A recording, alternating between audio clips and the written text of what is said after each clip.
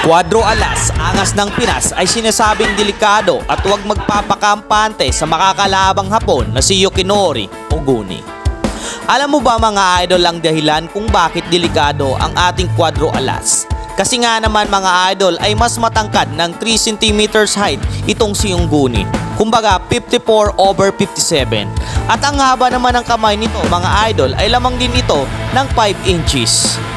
At higit pa riyan mga idol, si Oguni din ang tumalo noon sa dating world champion na unbeaten KO artist na may 100% KO ratio na si Jonathan Guzman noong 2016. At ang huling laban ni Oguni mga idol ay noong May 20, 2022 kontra kay Kita Okihara na nauwi sa draw dahil sa accidental clash heads. Subalit mga idol, marami ding mga analysis ang nagsasabi na llamado si Cuadro Alas ng angas ng Pinas dahil mas aktibo ito ngayon sa training at kung titignan sa KO percentage ay mas malakas ang KO power ni Cuadro Alas dahil merong itong 67% ratio kumpara sa 38% na KO ratio ni Oguni. At pagdating naman sa edad mga idol ay mas bata si Casimero ng 1 taon kay Oguni.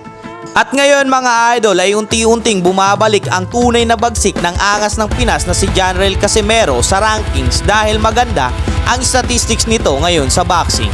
Dahil meron ito na 9 straight wins, 7 KOs against kay Rayo Akaho, stoppage fight at ang huling na biktima nito ay si Pilipus Nigitumba by unanimous decision.